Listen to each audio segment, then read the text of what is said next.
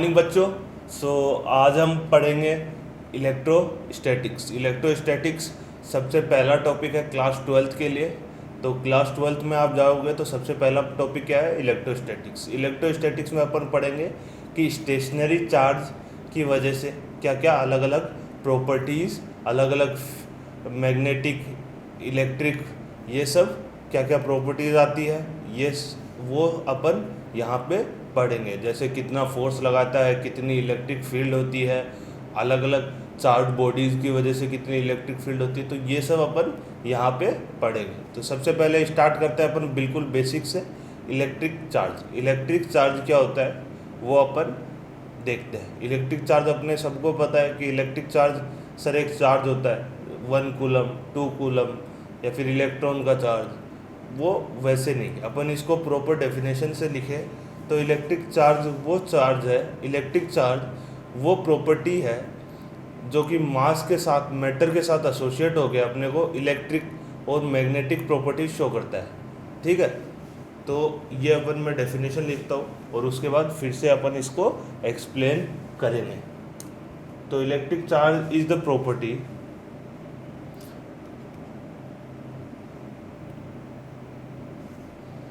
तो यहाँ पे मैं लिखूंगा charge is the property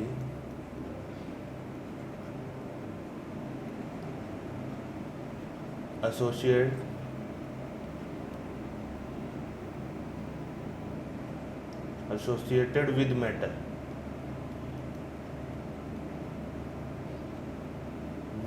matter के साथ एसोसिएट होना ज़रूरी है। मैटर के साथ एसोसिएट होना ज़रूरी कैसे है कि आप चार्ज को विदाउट मास या विदाउट मैटर आप नहीं लिख सकते, नहीं होता। मतलब कि अगर आप ऐसे सोचो कि वैक्यूम में कुछ नहीं है और 1 कूलम चार्ज, ऐसा नहीं है। 1 कूलम चार्ज होगा तो वहाँ पे मास भी होगा, मास के साथ ही चार्ज होता है। ठीक है, तो charge is the property associated with matter. Associated with matter, it produce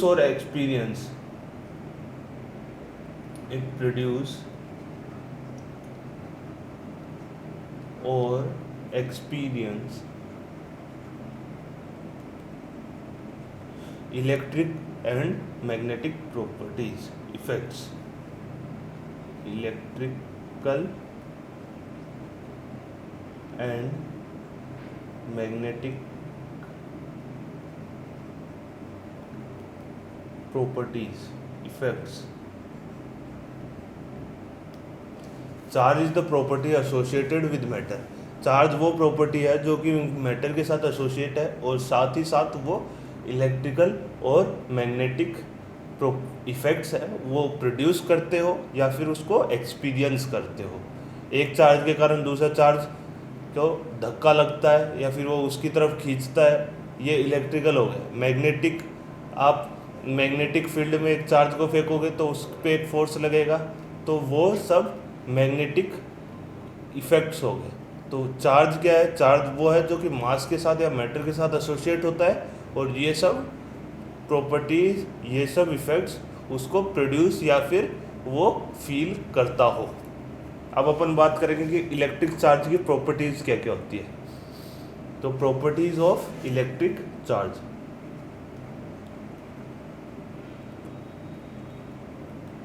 properties of charge, properties of electric charge.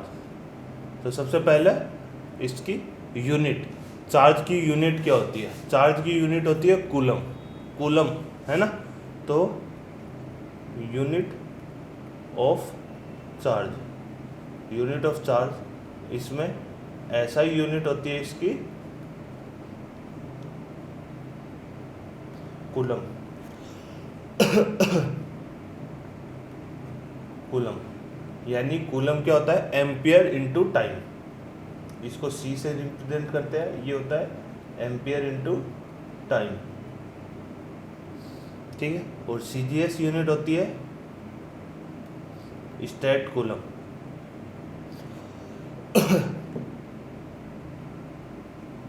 State coulomb. इसको रिप्रेजेंट करते हैं ESU से। तो ये तो हो गई यूनिट ऑफ चार्ज। चार्ज की यूनिट क्या होती है? कूलम होती है, और उसको एम्पियर इंटू टाइम से रिप्रेजेंट करते हैं। ये हो गया अपना एम्पियर। ठीक है। दूसरी प्रॉपर्टी क्या है कि चार्ज ट्रांसफरेबल है, मतलब आप चार्ज को एक से दूसरी बॉडी पे ट्रांसफ़र कर सकते हैं। तो ये अपन दूसरी प्रॉपर्टी लिखेंगे, charge is transferable.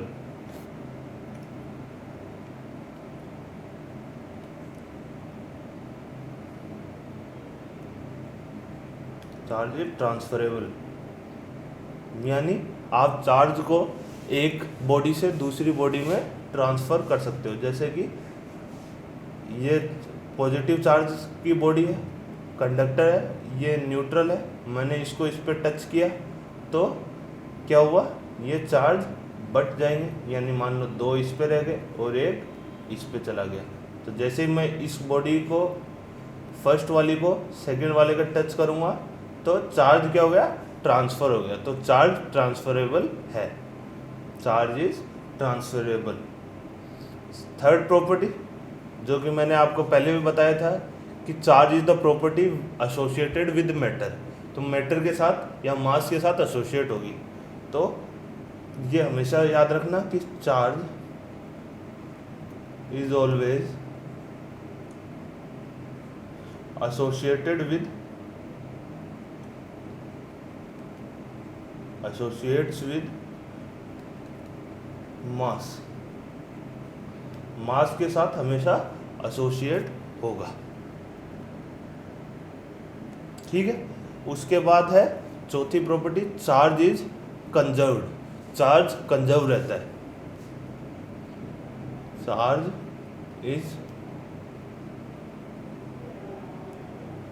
Is conserved. अब देखो ये सब गया मैं नोट्स अच्छे से लिखा रहा हूँ ताकि आपको दिक्कत नहीं हो, तो इसको अच्छे से नोट करना बिल्कुल पढ़ते वक्त, क्योंकि ये नोट्स क्या है कि बहुत प्रिसाइज है, बहुत बेसिक से लेके बहुत एडवांस तक जाएंगे, तो उसी के लिए इसको अच्छे से नोट करना। तो चार्ज इज कंजर्व मतलब कि आप चार्ज को डिस्ट्रॉय नहीं कर सकते और चार्ज को बना नहीं सकते। चार्ज इज नाइदर क्रिएटेड और डिस्ट्रॉयड। इसी के अंदर लिखूंगा मैं, charge can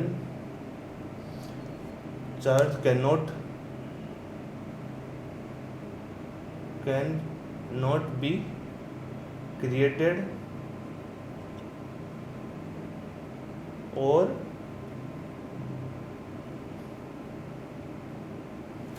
charge can not be created nor be destroyed. Charge को आप बना नहीं सकते और चार्ज को आप डिस्ट्रॉय नहीं कर सकते। तो ये हो गई अपनी चौथी प्रॉपर्टी, चार्ज इज कंजर्व। अब इस चार्ज कंजर्व में अगर अपन माने पूरे यूनिवर्स को अपन एक सिस्टम माने, पूरे यूनिवर्स को अगर मैं एक सिस्टम मानता हूँ तो पूरे यूनिवर्स में जितना भी चार्ज है वो क्या है? कांस्टेंट है। एक बॉडी से दूसरी बॉडी चला गया पर पूरे यूनिवर्स का जो भी चार्ज है वो क्या है? हुआ कांस्टेंट हुआ। अगर मैं पूरे यूनिवर्स को एक सिस्टम अज्यूम करता हूँ तो if universe is considered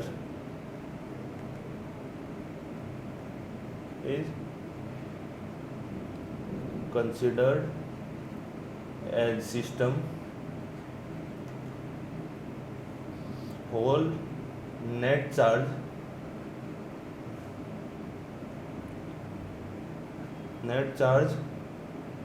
of the universe is constant.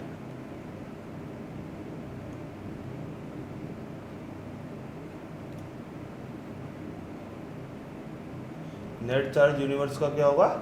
Constant होगा। ठीक है, ये तो हो गई इसकी बात।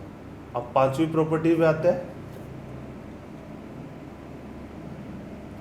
पांचवी प्रॉपर्टी है कि अगर आप चार्ज को भगाते हो, if charge have some velocity, तो उसकी वजह से इलेक्ट्रिक चार्ज के अमाउंट पे कोई फ़र्क नहीं पड़ेगा। ठीक है, तो तो आप जैसे ही चार्ज की कोई वेलोसिटी हो गई तो उससे उसका चार्ज का अमाउंट चेंज नहीं होगा, वो इंडिपेंडेंट होगा वेलोसिटी से।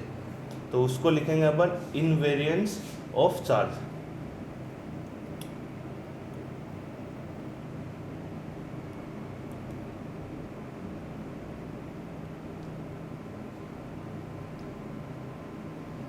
इनवेरिएंस ऑफ चार्ज यानी charge is independent, value of elementary charge, value of elementary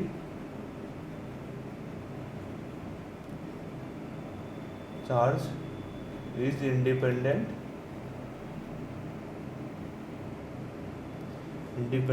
of velocity, velocity से इंडिपेंडेंट होगा। ठीक है, तो इनवेरिएंस ऑफ चार्ज का मतलब क्या है कि आप एलिमेंट्री चार्ज की जो भी वैल्यू है वो वेलोसिटी से इंडिपेंडेंट होगी। आप कितना भगा लो और भगा लो, चार्ज का अमाउंट चेंज नहीं होगा।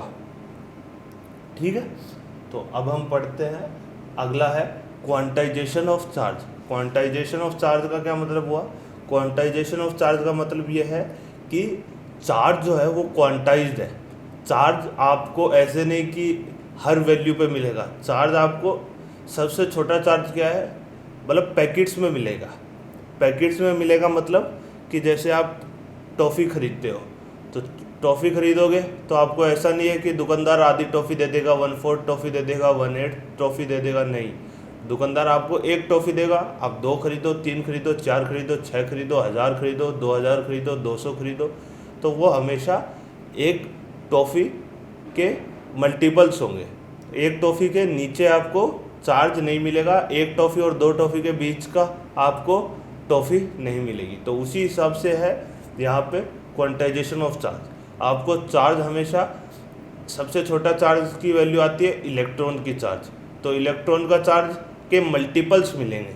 जैसे एक इलेक्ट्रॉन का चार्ज हुआ 1e, 2e, 3e, 4e, -e, +e, ये सब मल्टीपल्स में मिलेंगे। ऐसा नहीं कि 1.5 ही आपको चार्ज मिल गया, 2/3 चार्ज मिल गया। समझ में आ रही है आपको? तो उसको समझो कि टॉफ़ी की तरह। तो आप दुकानदार से टॉफ़ी लोगे तो आपको हमेशा मल्टीपल्स, एक टॉफ़ी के मल्टीपल में आपको टॉफ़ी मिलेगी, तो उसी हिसाब से चार्ज है। तो quantization of charge, quantization of charge, quantization of charge is basically charge जो भी मिलेगा वो मल्टीपल ऑफ इलेक्ट्रॉन चार्ज।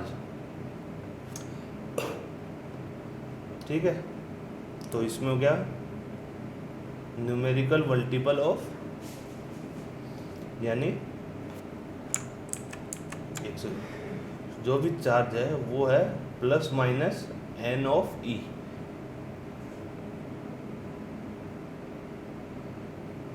ये इम्पोर्टेंट है ना। तो n क्या है? n is natural number,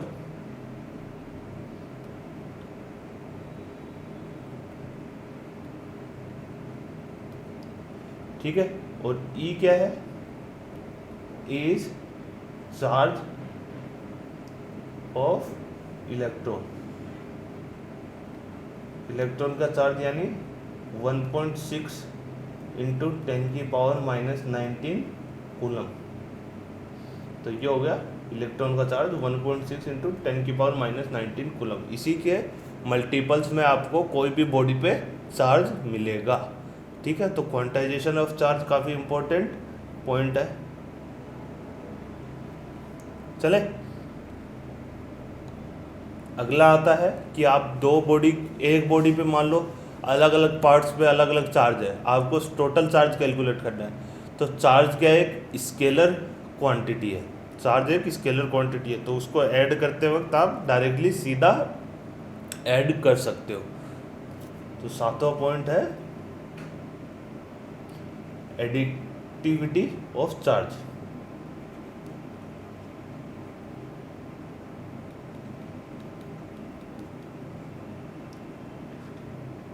additivity of charge,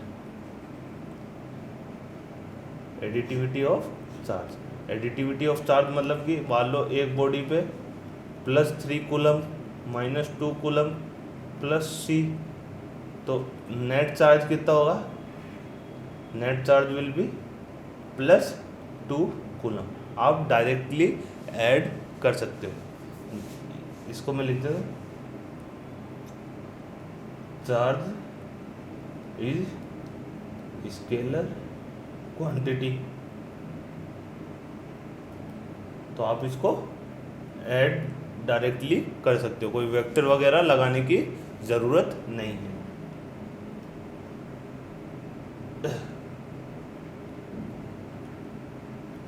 directly आप इसको ऐड कर सकते हो। ठीक है, तो अभी तक अपन ने क्या पढ़ लिया, प्रॉपर्टीज पढ़ ली। तो क्या क्या प्रॉपर्टीज अपन ने पढ़ी, अपन ने पहले तो पढ़ा कि चार्ज होता क्या है। चार्ज वो है प्रॉपर्टी जो कि मास के साथ, मैटर के साथ एसोसिएट होती है और जो कि इलेक्ट्रिक फील्ड या मैग्नेटिक फील्ड प्रोड्यूस या फिर फील कर सकती है। उसके बाद अपन ने पढ़ा प्रॉपर्टीज़ के बारे में। तो सबसे पहले यूनिट क्या होती है, एसआई में कूलम और सीजीएस में स्टेट कूलम होती है। चार्ज ट्रांसफरेबल है, एक बॉडी से दूसरी बॉडी ट्रांसफ़र कर सकते हैं। Charge is always associated with mass, अब मास के साथ ही एसोसिएट होगा। चार्ज कंजर्व रहता है, आप डिस्ट्रॉय या फिर उसको क्रिएट नहीं कर सकते। Invariance of charge, invariance of charge का मतलब कि आप अगर चार्ज को वेलोसिटी देते हो तो उसकी वजह से उस चार्ज का अमाउंट चेंज नहीं होगा। फिर आता है quantization of charge. Quantization of charge का क्या मतलब है कि चार्ज आपको किसी भी बॉडी पे multiple of positive negative multiple of charge of electron ही मिलेगा। इलेक्ट्रॉन ऐसा नहीं कि डेड इलेक्ट्रॉन चार्ज मिल गया आपको या फिर 2/3 चार्ज मिल गया आपको इलेक्ट्रॉन का, ऐसा नहीं है। वो हमेशा आपको नेचुरल नंबर का मल्टीपल ही मिलेगा, multiple of electron of charge वही आपको मिलेगा। तो उसे बोलेंगे अपन क्वांटाइजेशन ऑफ चार्ज। फिर उसके बाद आता है एडिटिव प्रॉपर्टी, एडिटिविटी प्रॉपर्टी। तो एडिटिविटी प्रॉपर्टी का क्या मतलब है कि अगर आपको चार्ज ऐड करना है तो वो एक स्केलर क्वांटिटी है, आप उसे डायरेक्ट ऐड कर सकते हो। तो ये अपन ने अभी तक पढ़ा है। उसके बाद में अपन पढ़ेंगे कि आप चार्ज बॉडी को कैसे कर सकते हो। तो चार्जिंग ऑफ बॉडी, ठीक है। तो अब पढ़ेंगे अपन चार्जिंग ऑफ बॉडी। अब किसी बॉडी को कैसे चार्ज कर सकते हो। तो चार्ज करने के काफ़ी तरीके होते हैं। तो सबसे पहला बेसिक अपने को समझ में आता है वो है कि charging by friction. Charging by friction मैं लिख लेता हूँ।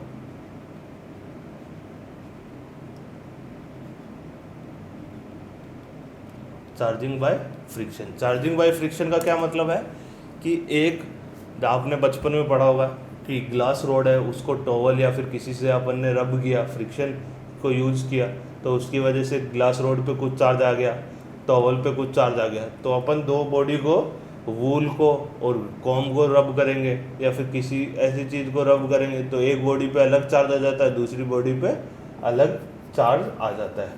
तो सिंपल है चार्जिंग बाय फ्रिक्शन का, कोई मतलब कि भारी नहीं है। आप कोई जैसे क्लॉथ है, इसको आप रोड से रब करोगे तो इस पे कुछ चार्ज प्रोड्यूस हो जाएगा और रोड पे, उस पे कपड़े पे कुछ अलग चार्ज प्रोड्यूस हो जाएगा। तो friction, charging by friction basic है, कोई ज़्यादा दिमाग वाला टॉपिक पॉइंट नहीं है। दूसरा है charging by conduction. Charging by conduction,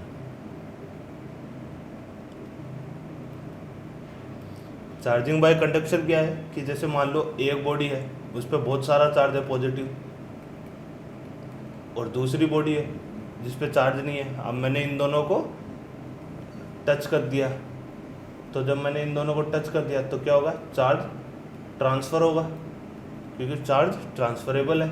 और फिर मैं इसको दूर कर दूंगा, तो दूर किया तब दोनों पे चार्ज हो जाएगा। तो यहाँ पे किसी बॉडी को चार्ज करना है तो मैं कंडक्शन के थ्रू चार्ज कर सकता हूँ। तो कंडक्शन मतलब कि दोनों को टच में लेके आना, ठीक है। तो कंडक्ट करवाना, तो वो टच में। अब यहाँ पे मैं एक वायर भी यूज़ कर सकता था, मतलब कि कंडक्शन होना चाहिए। कंडक्शन मतलब कि दोनों बॉडी एक दूसरे के टच में आए, वायर के थ्रू आए या फिर वैसे आए, तो उसकी वजह से ये बॉडी क्या हो गई, चार्ज हो गई, जो कि पहले चार्ज नहीं थी, ठीक है। तो कंडक्शन का भी समझ में आया। तीसरा आता है charging by induction. Charging by induction. Charging by induction का क्या मतलब है, जैसे सोचो एक बॉडी है, उसमें पॉजिटिव भी है नेगेटिव भी है, पॉजिटिव भी है नेगेटिव भी है, positive negative positive negative negative positive, सारे चार्ज रहते हैं, ठीक है। अब मैं इसके पास एक पॉजिटिव रोड लेके आया। पॉजिटिव रोड लाने की वजह से क्या होगा, जो नेगेटिव चार्ज है वो तो क्या करेंगे, अट्रैक्शन फील करेंगे, और जो पॉजिटिव चार्ज है वो क्या करेंगे, रिपल्सन फील करेंगे। तो जैसे मैं इसके पास लेके आऊँगा तो होगा क्या, होगा ये कि जो नेगेटिव चार्ज है,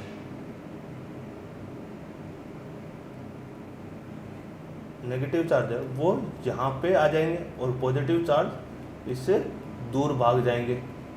तो ये चार्ज जो प्रोड्यूस हुआ है, जो चार्ज ये बॉडी पे आया है, नेगेटिव एक तरफ पॉजिटिव एक तरफ, तो उसे हम बोलेंगे कि ये जो चार्ज हुआ है इसे क्या बोलेंगे, इंडक्शन की वजह से हमने इस बॉडी को इस तरह से चार्ज किया। इंडक्शन मतलब कि ये फील करके, फोर्स को फील करके इंड्यूस होना, उसे बोलेंगे इंडक्शन। तो ये इंड्यूस हुए हैं ये चार्ज, तो यहाँ पे नेगेटिव और यहाँ पे पॉजिटिव, ये इंड्यूस हुए हैं चार्ज। अब मैं अगर रोड को हटा दूँ, दूर ले गया, तो ये चार्ज फिर से नॉर्मल हो जाएंगे। पॉजिटिव कहीं पे, नेगेटिव कहीं पे, नेगेटिव कहीं पे, positive negative positive negative negative positive, तो ये फिर से नॉर्मल हो जाएंगे जब मैं इस रोड को दूर ले जाऊँगा। तो जब ये रोड पास में लेके आया तो यहाँ पे इस वाली सरफेस पे जो ये चार्ज हुए हैं, ये क्या हुआ है, ये इंड्यूस हुए, ठीक है। तो इसी को कहेंगे चार्जिंग बाय इंडक्शन। तो चार्जिंग बाय इंडक्शन का एक और एग्जांपल लेते हैं अपन। तो चार्जिंग बाय इंडक्शन का एक और एग्जांपल क्या है, चलो अगर मान लो दो बॉडी है,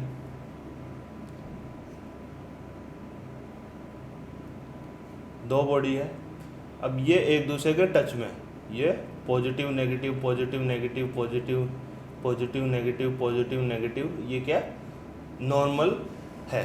अब मैं यहाँ पे एक पॉजिटिव रोड लेके आया।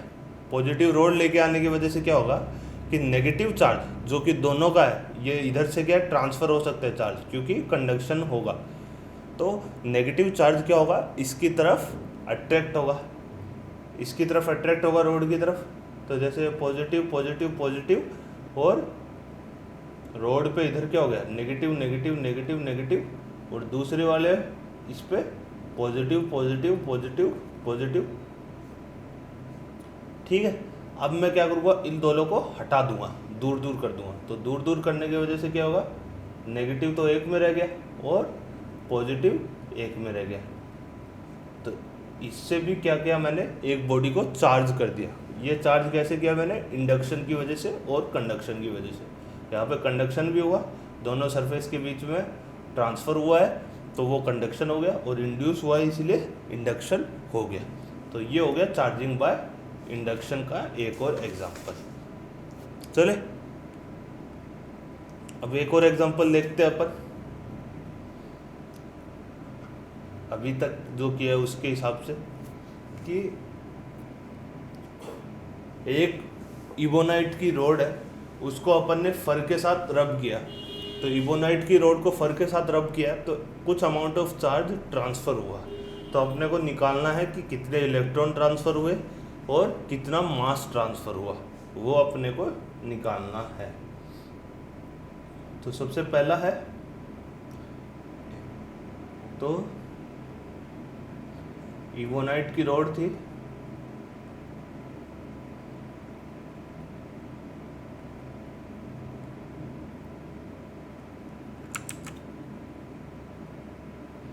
इबोनाइट की रोड थी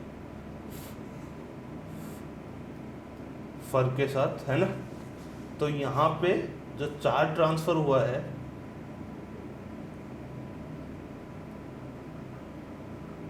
वो दे रखा है -3.2 इंटू 10⁻⁻8 कूलम। हमको पहला निकालना है नंबर ऑफ इलेक्ट्रॉन जो कि ट्रांसफर हुए हैं।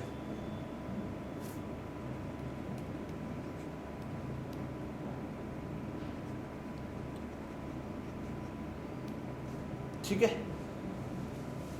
ये निकालते हैं अपन। तो नंबर ऑफ इलेक्ट्रॉन ट्रांसफर, तो सबसे पहले मेरे को पता है कि चार्ज हमेशा क्या होगा, क्वांटाइज होगा। चार्ज ट्रांसफर हमेशा क्या होगा, क्वांटाइज होगा। तो क्वांटाइज, तो मैं पहले निकालूंगा चार्ज ट्रांसफर क्या है। दोनों न्यूट्रल थे, इसमें इतना चार्ज ट्रांसफर हुआ, मतलब ये क्या है, नंबर ऑफ इलेक्ट्रॉन का मल्टीपल है, यानी -3.2 into 10⁻⁻8 is number of electron into charge of 1 electron, 1.6 into 10⁻⁻9। तो यहाँ से मेरा n कितना आ गया, n आ गया 20। तो यानी 20 इलेक्ट्रॉन्स ट्रांसफर हुए हैं। तो इस तरह के क्वेश्चन आपको पूछ सकते हैं। ठीक है, अब अपन चलेंगे कूलम्स लॉ की तरफ। कूलम्स लॉ क्या होता है वो अपन पढ़ेंगे। कूलम्स लॉ बेसिकली वो लॉ है जो कि एक पॉइंट चार्ज और दूसरे पॉइंट चार्ज के बीच में जो फोर्स लगता है उसको डिफाइन करता है। ठीक है, तो कूलम्स लॉ,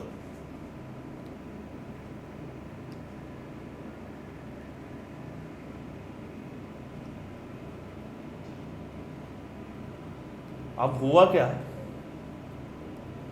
जैसे एक पॉइंट चार्ज था Q1, एक पॉइंट चार्ज था Q2। ठीक है, दोनों के बीच में डिस्टेंस थी R। अब दोनों के बीच में क्या होगा, फोर्स फील होगा, क्योंकि दोनों चार्ज है। अगर दोनों अपोजिट चार्ज है तो अट्रैक्शन फील होगा, और दोनों सेम चार्ज है तो रिपल्शन फील होगा। तो जो फोर्स फील हुआ वो प्रोपोर्शनल निकला Q1 के, एक्सपेरिमेंटली। मतलब जितना ज़्यादा Q1 होगा उतना ज़्यादा फोर्स होगा। समझ में भी आता है कि जितना ज़्यादा बड़ा चार्ज होगा उतना ज़्यादा फोर्स होगा। सिमिलरली फोर्स निकला Q2 के भी प्रोपोर्शनल, जो कि Q2 के जितना बड़ा चार्ज होगा उतना ज़्यादा अट्रैक्शन या रिपल्शन का फोर्स होगा। अगर दोनों ही बड़े चार्ज है, मतलब एक Q हुआ और एक 2Q हुआ, तो फोर्स डबल हो जाएगा। ये भी समझ में आता है कि ज़्यादा बड़ा चार्ज तो ज़्यादा फोर्स। तीसरा अपने को निकल के आया वो था कि वो प्रोपोर्शनल टू 1/r²। जितनी ज़्यादा रेडियस होगी उतना फोर्स कम फील होगा। ज़्यादा कम रेडियस होगी, कम रेडियस मतलब कम डिस्टेंस होगा तो फोर्स ज़्यादा फील होगा, और ज़्यादा डिस्टेंस होगा तो फोर्स कम फील होगा। बहुत दूर दूर चार्ज रखे तो फोर्स नेग्लिजिबल फील होगा, और बहुत पास रखे तो फोर्स बहुत ज़्यादा फील होगा, मैग्नेट की तरह। समझ रहे हो? तो उसी तरह से चार्ज क्या है, उसी जैसे ग्रेविटेशन में नहीं होता था वही फंडा यहाँ पे भी होगा। और ये तो इन सब से निकल के क्या बना, force is directly proportional to Q1 Q2 upon r²। तो यहाँ पे force is equal to K Q1 Q2 upon r²। ये आ गया कूलम्स लॉ, ये आ गया अपना कूलम्स लॉ। अब यहाँ पे K क्या है, ये है कूलम का कांस्टेंट।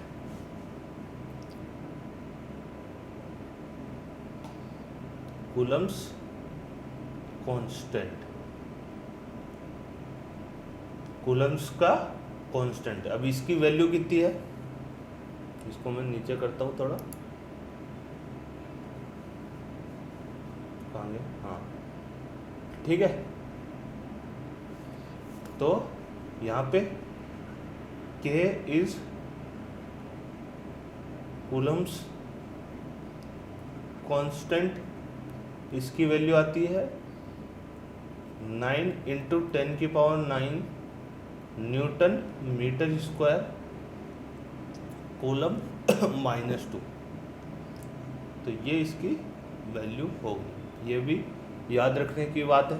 और इसको कांस्टेंट को अपन एक और तरीके से लिख सकते हैं, इसको हम लिख सकते हैं 1/4 4 पाई ई नोड। अब ये ई नोड क्या है? ई node is basically permittivity of free space. ये थोड़े शब्द आपको भारी लगेंगे पर ये कांस्टेंट होता है ना, तो इससे permittivity of free space, permittivity of free space, ठीक है।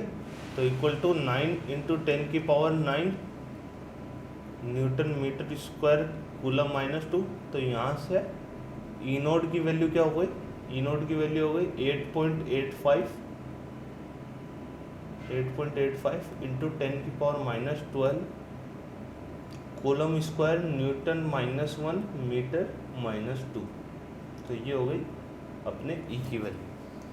तो ये जो दो वैल्यू है ये आपको याद रखनी है। एक तो कूलम की वैल्यू, कूलम कांस्टेंट की वैल्यू आपको याद रखनी है। दूसरी आपको ई नोड की वैल्यू याद रखनी है।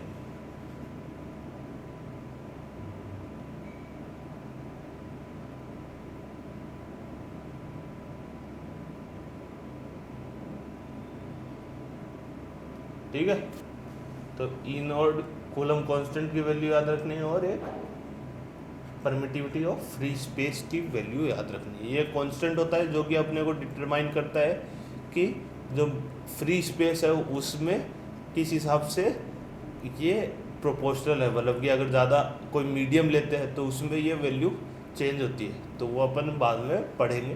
तो ये कांस्टेंट है, ये समझ के चलो। अभी permittivity of free space 1/4 pi E node होता है, कूलम्स कांस्टेंट 9 इंटू 10⁹, और फोर्स आ जाता है ये Q1 Q2 upon r²।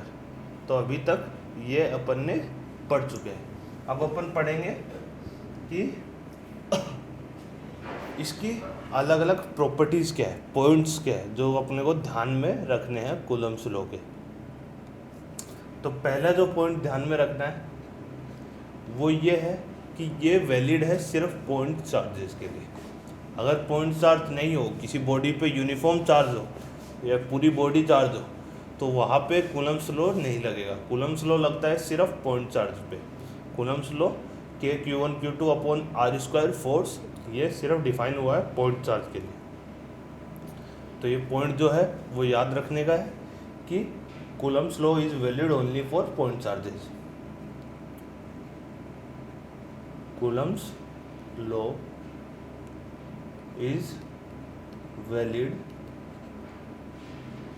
only for point charges। Point charges के लिए वैलिड होता है। दूसरा जो पॉइंट याद रखना है कि ये जो कूलम्स लॉ है वो इंडिपेंडेंट है दूसरे चार्जेस की वजह से।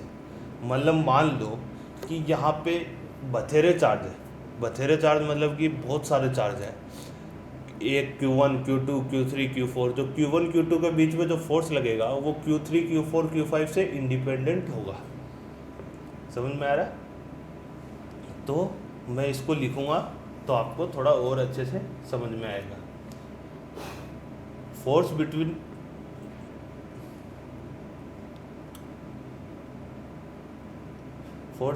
two charges is independent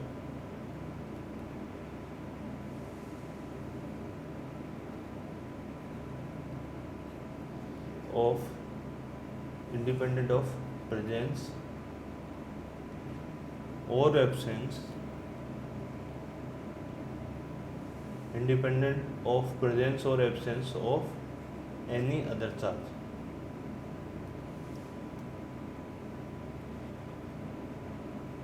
और दूसरे चार्ज से फर्क नहीं पड़ता है। Q1 है, मान लो ये Q1 है, ये Q2 है, तो इसके बीच में जो भी फोर्स रहेगा वो Q3 Q4 Q5 इन सब से इंडिपेंडेंट रहेगा। Q1 Q2 के बीच में जो भी फोर्स है जो उनकी वजह से है वो सेम रहेगा, वो Q3 Q4 Q5 की वजह से डिफरेंट नहीं होगा। नेट फोर्स डिफरेंट हो सकता है, नेट फोर्स की बात नहीं कर रहा मैं बात कर रहा हूँ कि जो force between the two charges है, जो Q1 Q2 के बीच में जो पहले फोर्स लग रहा था वो अभी भी वही फोर्स लगेगा, बट एक्स्ट्रा फोर्सेज और लगेगी, तो उसकी वजह से नेट फोर्स अलग होगा, वो अलग बात है। पर मैं कह रहा हूँ जो फोर्स लग रहा था वो चेंज नहीं होगा। सिमिलरली आप ऐसे बोलो कि ग्रेविटेशन की वजह से mg लगता है, अब आप mg लग रहा हो या उस पर बायंसी फोर्स लग रहा हो या उस पर कोई नॉर्मल फोर्स लग रहा हो, कुछ भी टेंशन लग रही हो, तो उसकी वजह से mg चेंज नहीं होता ना।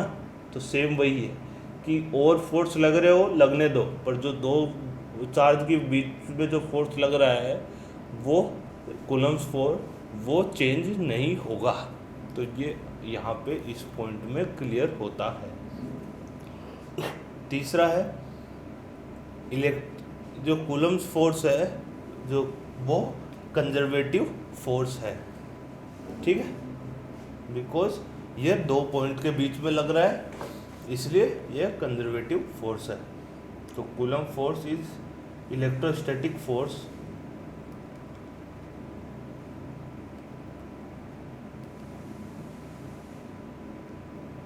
is conservative force।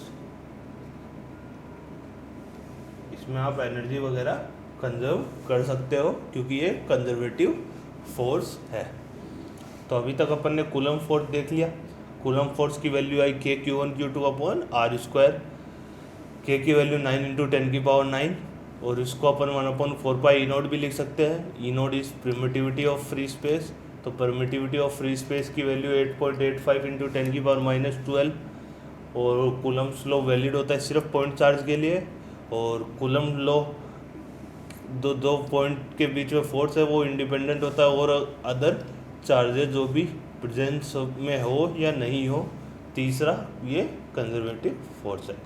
अब हम बात करेंगे, क्योंकि ये फोर्स है तो ये वेक्टर फॉर्म में होगा, तो ये वेक्टर फॉर्म में होगा तो अपने को इसकी वेक्टर फॉर्म में लिखना पड़ेगा। तो यहाँ पे अपन थोड़ा वेक्टर इसमें घुसाएंगे, ठीक है। Coulomb's law in vector form. अभी तो बचपन वाली बात कर दी K Q1 Q2 upon R square, अभी वेक्टर फॉर्म में अपन इसको लिखेंगे।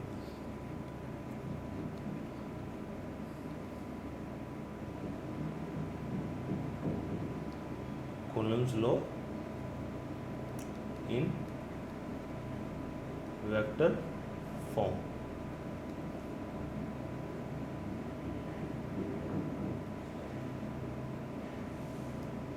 ठीक है, तो वेक्टर फॉर्म में लिखने से पहले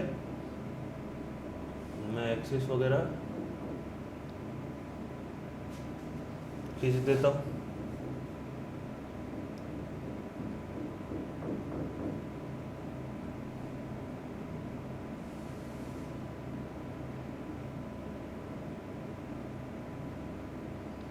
ठीक है,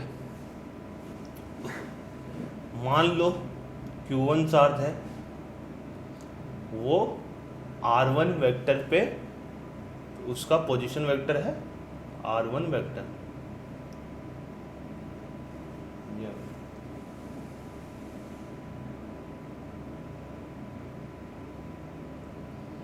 ये है R1 वेक्टर, इसका पोजीशन वेक्टर है, ठीक है।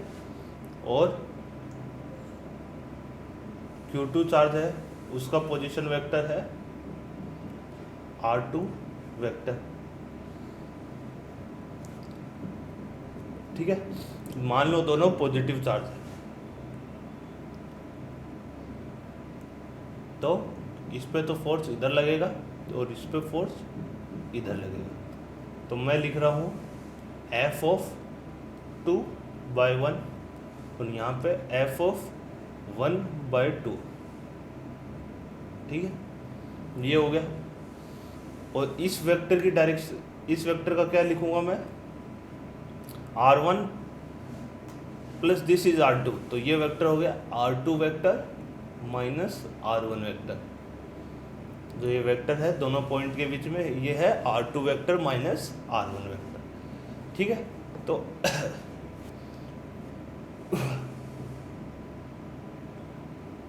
कुल, तो अब मेरे को लिखना है R21 क्या है, R21 vector is R2 vector minus R1 vector. अब यहाँ पे तुम्हारी आत्मा बाहर आ जाएगी अगर तुमने वेक्टर ढंग से नहीं पढ़ा होगा 11th में, ठीक है।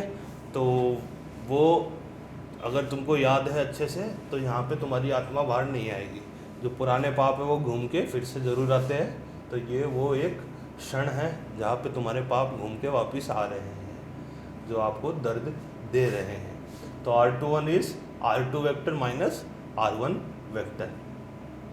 और इसका मैग्नीट्यूड को मैं, मैग्नीट्यूड ऑफ R21 वेक्टर को मैं R लिख रहा हूँ, जो कि इन दोनों के बीच की डिस्टेंस हो गई, यानी R2 vector minus R1 vector का magnitude is R vector. R basically इन दोनों के बीच की डिस्टेंस। और अब मैं बात करूँगा R21 कैप की। R21 कैप क्या है? Direction of R21 unit vector along R21 vector. तो वो हो गया R2 vector minus R1 vector divided by magnitude of R2 vector minus R1 vector. तो ये हो गई अपना R21 कैप। तो ये तो मैंने बात कर ली अभी तक। अब फोर्स की बात करते हैं। तो सबसे पहले फोर्स की बात करेंगे 2 पे, जो 1 की वजह से फोर्स लग रहा है उसकी। तो 2 पे, तो ये लिख देता हूँ मैं, ये है फोर्स ऑन 1 ड्यू टू 2, और ये है फोर्स ऑन 2 ड्यू टू 1। ठीक है, तो F21 ये है और F12 ये है।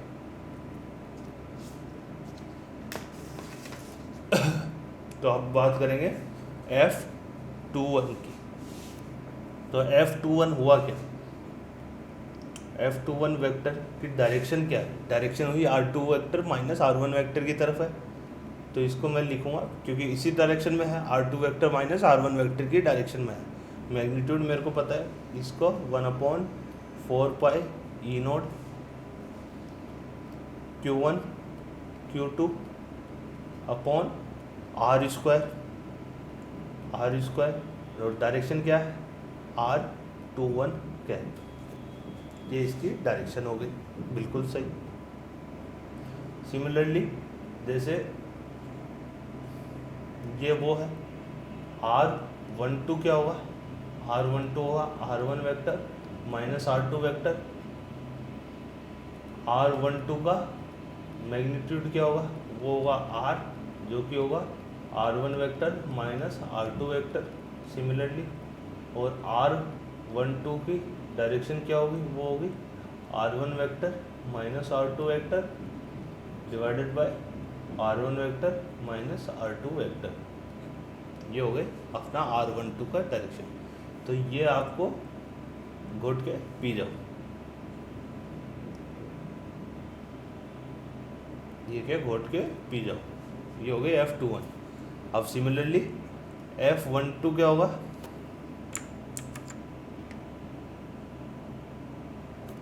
F12 पहले तो मैग्नीट्यूड लिख दूंगा मैं 4 पाई E0।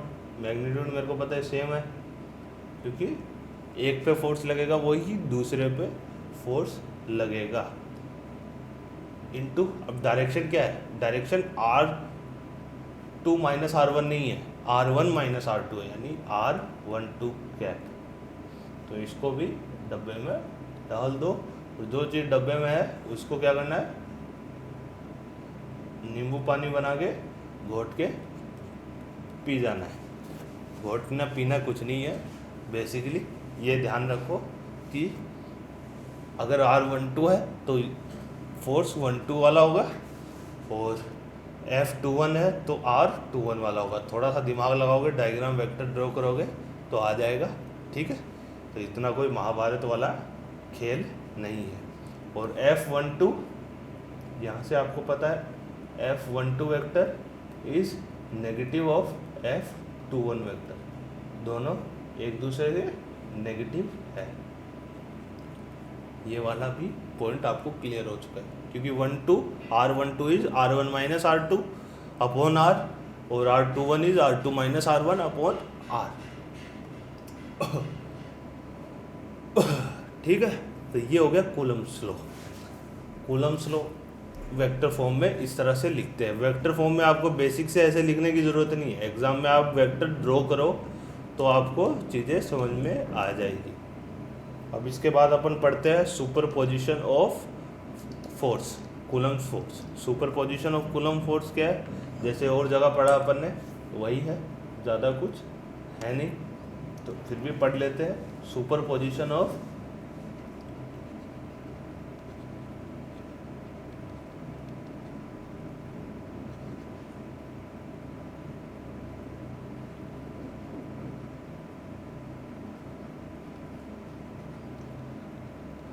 Superposition of coulomb force basically है क्या कि एक चार्ज है Q, उस पर Q1 Q2 Q3 Q4 Q5 अलग अलग चार्ज की वजह से कोई तो खींच रहा है, कोई खींच रहा है, ये भी खींच रहा है मान लो, ये इसको मान लो धकेल रहा है, ये खींच रहा है। तो नेट फोर्स क्या होगा, F net will be equal to superposition of सब फोर्सेस का क्या होगा, वेक्टर सम होगा। तो ये सिंपल सा फंडा है जिसको भारी सा नाम दे दिया इन लोगों ने, पर हमको समझ में आता है तो कोई दिक्कत नहीं है। सुपरपोजिशन ऑफ कूलम्ब फोर्स का मतलब क्या है कि जो ये कूलम्ब फोर्स है ये बाकी नेट फोर्स क्या होगा, सबका वेक्टर एडिशन होगा। अब अपन करेंगे एग्जाम्पल। एग्जाम्पल से अपने क्या होगा, दिमाग की सारी इंद्रियां खुल जाएगी और अपन अच्छे से इस चीज़ को समझ पाएंगे। ठीक है, कूलम्ब फोर्स अपन ने पढ़ चुके हैं, वेक्टर फॉर्म में भी पढ़ा अपन ने, तो वेक्टर फॉर्म का कैसे इजी से यूज़ करेंगे वो भी पढ़ेंगे। तो जिसकी अभी आत्मा बाहर आ रखी है वो थोड़ा सा पेशेंस रखो, एग्जाम्पल से अपन पढ़ेंगे। तो सबसे पहला एग्जाम्पल लेते हैं अपन, यहाँ पे वो है एक इक्विलेटरल ट्रायंगल है,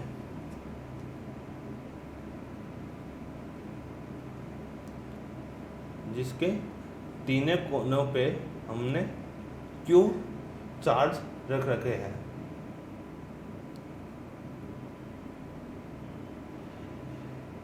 तो मेरे को निकालना है कि जो ये वाला चार्ज है इस पे नेट फोर्स कितना लग रहा है। सिंपल सा है, कैसे करेंगे, सिंपल कैसे करेंगे, क्या मतलब है, ऐसे करेंगे, एक एक चार्ज की वजह से फोर्स निकालेंगे, उसके बाद उसका सुपर इम्पोजिशन कर देंगे, मतलब वेक्टर एडिशन करेंगे। अगर मान लो इसकी लेंथ R है, तो इधर जो फोर्स लगा वो F है, सिमिलरली उधर ही इतना ही फोर्स इधर F लगेगा। एंगल कितना है, 60 डिग्री। ठीक है, तो पहले F की वैल्यू निकालो, F is K Q1 Q2 upon R square, यानी K Q square upon R square. ठीक है, और 60 डिग्री है, तो नेट फोर्स कितना होगा, नेट फोर्स होगा F नेट क्या होता है, F नेट होता है under root of A square plus B square plus 2AB cos theta. ये याद है, वेक्टर में किया था। तो similarly under root of F square plus F square plus 2F square और कॉस 60, तो यहाँ से आ जाएगा कॉस 60 हाफ होता है, तो ये आ जाएगा √3F स्क्वायर, ये आ गया √3F। ये याद रखने की चीज़ होती है, बार बार नहीं करते। 60 डिग्री हो तो √3, 45 डिग्री हो तो √2, 120 डिग्री हो तो F का F ही रहता है, तो ये सब 90 डिग्री हो तो √2, 45 हो तो पता नहीं कितना होता है, 45 का कुछ अजीब ही होता है, 90 डिग्री हो तो √2। ठीक है, तो ये सब याद रखने की, तो √3F, तो ये हो गया √3F। √3F यानी √3K Q square upon R square, ये इसका आंसर हो जाएगा F नेट का। डायरेक्शन बिल्कुल ये वाली डायरेक्शन है जो कि चार्ज और मीडियन के बीच से ज्वाइन करते हुए आएगी।